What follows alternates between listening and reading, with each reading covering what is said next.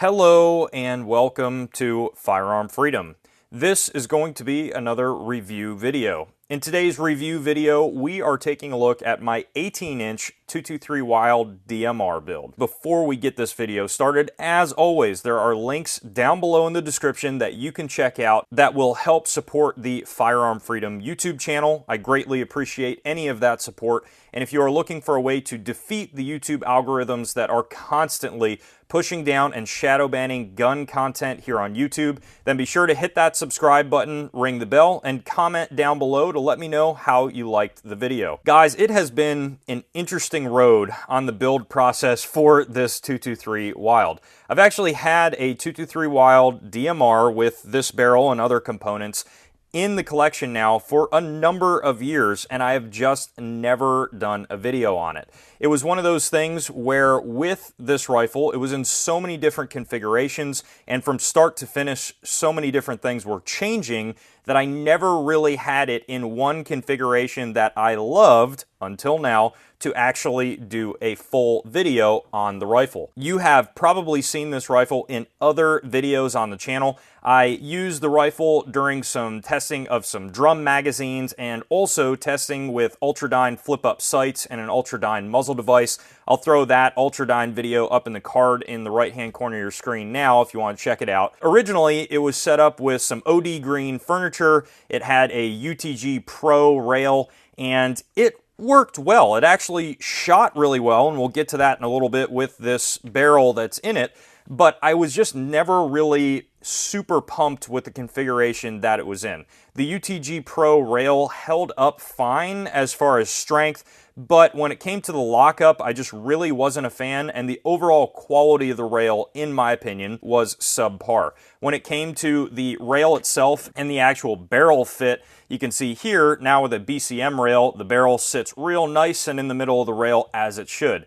With the UTG Pro rail, the barrel was kind of like off to the side, and you might think that the barrel is bent or something like that, but of course it's not.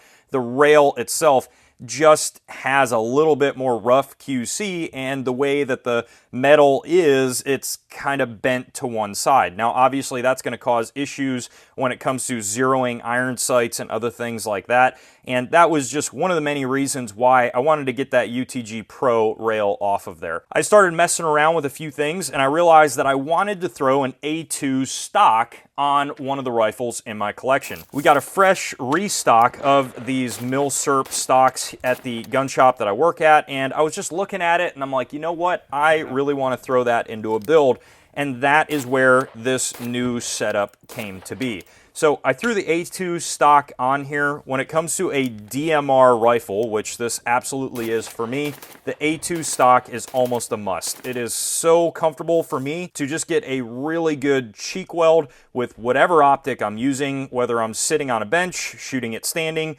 or laying in the prone position. That A2 stock just ends up being a very comfortable length of pull.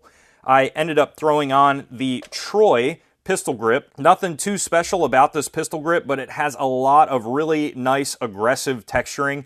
This actually came on a Troy rifle that I have, and I switched it over to this build. No rhyme or reason, really. I just wanted to throw this on a build, and I really like the pistol grip overall, and it actually fits this DMR perfectly. Standard mil-spec lower on here, standard mil-spec upper, and when it comes to the bolt carrier group, to be completely honest with you, I don't even know where this bolt carrier group came from.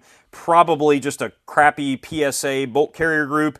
Nothing wrong with it, works reliably, so I don't really care that much to switch it out. I threw on a BCM 15-inch Keymod Rail. The last UTG Pro was a OD green 15-inch Keymod Rail, but again, as we talked about, the quality was kind of subpar. Of course, with BCM, you're getting a really solid lockup and overall a very strong rail. I know a lot of people are probably screaming at me for going with Keymod, but there is a reason for that. All of my accessories, like my BCM vert grip that was on there before, and also my Caldwell AccuMax bipod that was on here, were all Keymod accessories. So for me, it made sense to go with the Keymod BCM rail, and quite frankly, I have a lot of other Keymod stuff in the collection, and I also have a lot of other M-LOK stuff in the collection, and without a doubt, between the two, I would go with neither and go with pick rail if I'm really looking for strength, like a quad rail. But I don't really care one way or another. I've never had an issue with Keymod stuff ripping off of my gun. Even when I'm beating the guns up, this tends to work just fine for all of my uses. Of course, if I really cared about strength and nothing but strength, then M-LOK is obviously going to be the slightly better way to go. But I also do like the ease that all the Keymod stuff just drops in. You just pop it into the slot, crank it down, good to go, no problems there. So I really like that, and that is another reason why I still keep some Keymod stuff in the collection. And this rail is holding up, as you guys could imagine, just fine. As far as the accessories, I really like having my DMR set up in this configuration. Typically with a bipod and typically with a full-length free float rail of some type and also a vertical grip of some type. This helps maneuver the rifle in any sort of a dynamic position where I'm shooting the rifle standing, transitioning between targets. That vertical grip really helps move the gun with a suppressor or a bipod or both on the end of it when there's a lot of extra weight up in the front of the gun, and I really do like that. Typically, as you guys are going to notice on a DMR, I do not run iron sights because I have a magnified optic with a etched reticle, so the iron sights aren't going to help me there anyways, and if I'm in a situation where this optic breaks, then I'm in a really bad situation and my iron sights probably broke as well, and I am trying to cut down as much weight as possible. That's another reason why I originally had on a light on the side of this. I had, I think, a Streamlight HLX, and there was just not really a huge reason to keep that white light on this gun. For the role that this rifle is playing in my collection, I just don't really see a huge need, for me personally, to have a white light. Of course, that's going to be the deciding factor for you guys to make on your own personal DMRs, but I wanted to slim down the weight, and cutting the light really did help with cutting down a lot of that weight. For the optic on this 223 rifle, I went with a Sig Sauer Tango 6 1:6 optic, and that is obviously going to be a low power variable optic. With this caliber, I really prefer the LPVOs. I think that the ability to shoot it still on 1 power and almost have it act as like a red dot or a prism optic really helps out, because I may be shooting this rifle up close for a lot of dynamic drills or in whatever defensive situation, SHTF, whatever. And then also it has the capability of moving it out to another distance. Now, I'll be completely honest with you guys. I had a buddy gift me this optic. He just wasn't having a lot of use with it. So I, full disclosure, did not pay for this optic. When it comes to the rings, these are just some standard primary arms rings that I had lying around. This optic in particular, I'm going to probably do a full review on the Tango 6 by Sig. It's a great optic for sure. Don't get me wrong. This one in particular is second focal plane.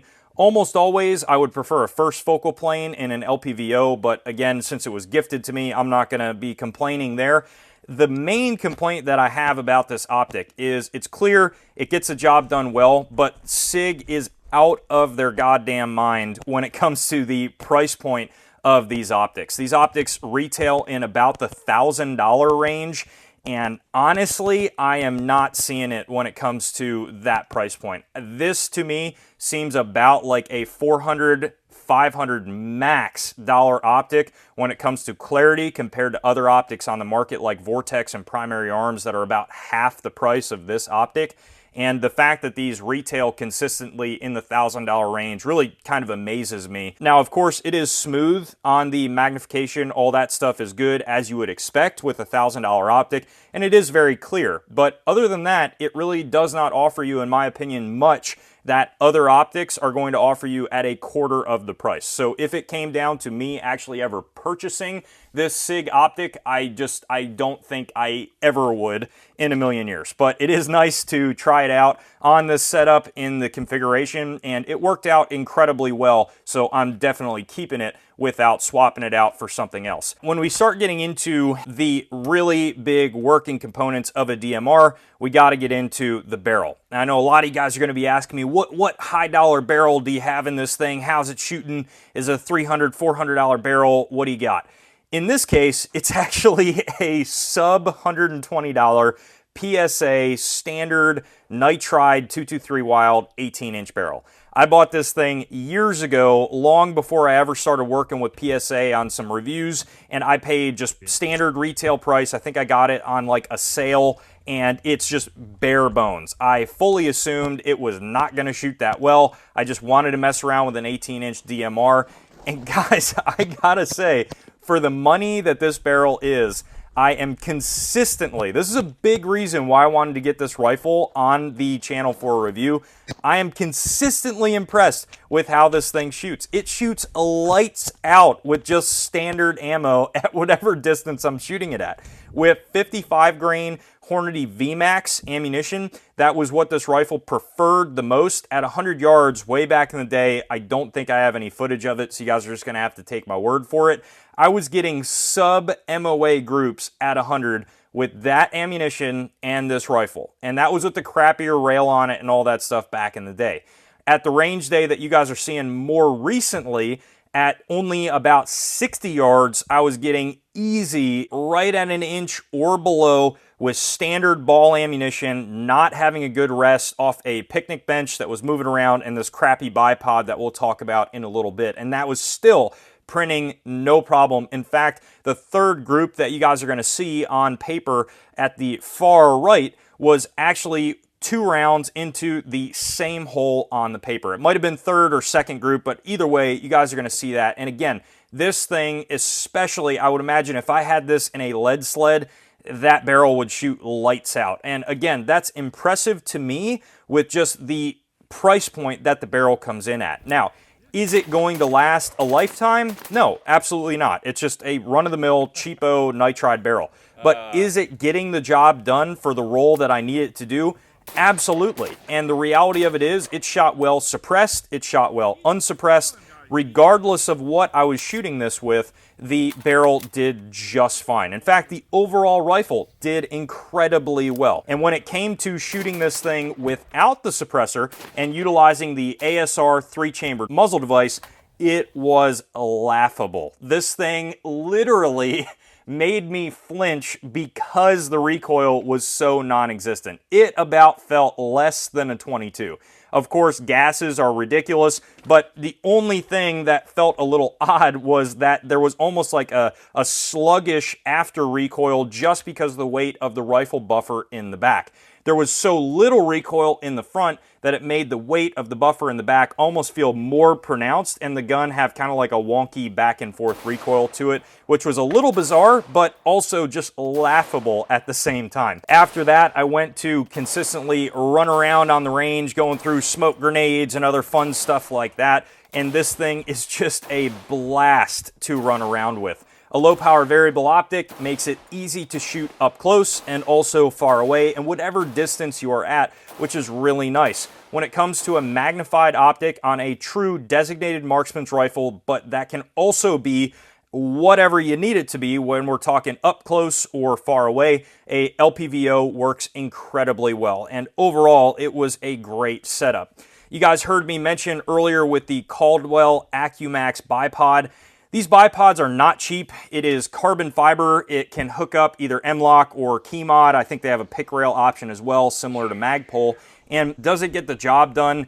Yes, but it's a little gimmicky in my opinion. It moves quite a bit on you when it's in this locked up position, and I don't like how much movement it has. It has a lot of capabilities, 360 degree turning all over the place, but when it comes to what you need it to do, I almost feel like that's too much. And it is very tough to get tight enough so that this thing actually stays in the position that it needs to be in. Is it the worst thing in the world? No. Is it worth about the $100 price tag that you're going to pay for it? Absolutely not. In my opinion, the Magpul bipod is going to be a much better bipod overall for a rifle setup like this. And I should also mention, when it comes to shootability after the bipod and barrel and stuff like that, all of that shooting and accuracy testing was done with just a crappy run-of-the-mill mil-spec trigger that I had laying around in a parts bin. I have no clue the manufacturer of it, but as far as mil-spec triggers out there, There are definitely some that are better than others, and this is on the worse side of that spectrum. It's not a good trigger at all. Did a very, very good job even with a crappy trigger. So in the future, I might put just maybe a Geisley or something that's a little bit better for accurate shooting, a nice 2-stage in there, and just really see what this rifle is capable of. That is going to wrap up this rather affordable DMR build that I have in the collection. You gotta love when you have an affordable amount of parts thrown together and it just works well. That's always the best way that things can happen,